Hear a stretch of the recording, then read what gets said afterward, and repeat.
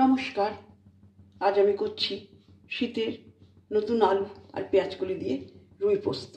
আমি জ্যান্ত রুই মাছ নিয়েছি 4 পিস, তাতে ম্যারিনেট করেছি নুন হলুদ দিয়ে। কড়াই বসিয়ে দিয়েছি, কড়াই গরম হয়ে গেছে।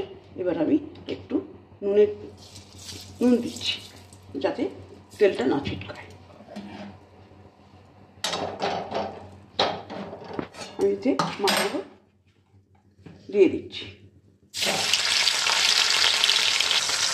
মাছগুলো 1 পিঠ হয়ে গেছে, আমি উল্টে দিয়েছি।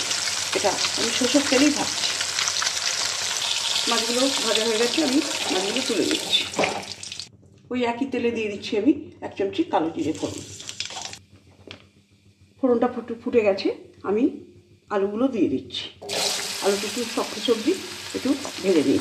নতুন আলু একটু সেদ্ধ হতে টাইম লাগে, একটু ভেজে নিলে আরও ভালো হয়। এতে আমি 1 চামচি নুন দিলাম। ফিরে আসলাম 3 মিনিট পর। আলুটা হাফ ভাজা হয়ে গেছে। এবার আমি পেঁয়াজকলিগুলো ওকে দিয়ে দিচ্ছি। 2 মিনিট হয়ে গেল আলু পেঁয়াজকলিগুলো ভাজতে। এবার আমি হলুদ আর গুঁড়ো লঙ্কাটা দিয়ে দিচ্ছি। দিচ্ছি 2টো কাঁচা লঙ্কা চেরা, আমি পুরোটাই চিড়ে দিয়েছি। আলু পেঁয়াজকলিগুলো মশলা দিয়ে ভাজা হয়ে গেছে। এতে আমি পোস্তটা দিয়ে দিচ্ছি। আমি এতে 50 গ্রাম পোস্ত বেটে দিলাম। পোস্তটা দিয়েছি, পোস্ত দিয়ে আমি মিনিটখানেক কষে নেব। আপনারা নুনটা আপনাদের টেস্ট মতন দেবেন। আমি আমার মতন করে 1 চামচ দিয়েছি। কষানো হয়ে গেছে পোস্ত দিয়ে, আমি 1 বাটি জল দিচ্ছি। প্রয়োজনে আরেকটু দিতে পারি।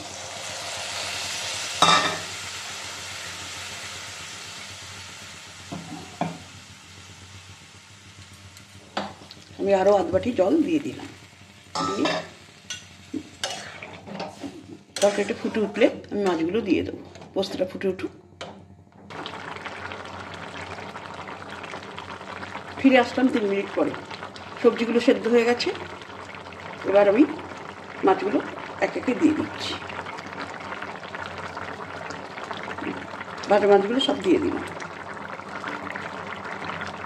দিলাম একটা কাঁচা লঙ্কা। তাহলে হয়ে গেল আমার দারুণ স্বাদের পেঁয়াজকলি আলু দিয়ে রুই পোস্ত। আপনারা এইভাবে খাবেন, দারুণভাবে এনজয় করবেন, আর ভীষণভাবে জমে যাবে খাওয়াটা। প্রথম থেকে শেষ অবধি ভিডিওটা দেখার জন্য আপনাদের ধন্যবাদ। নমস্কার।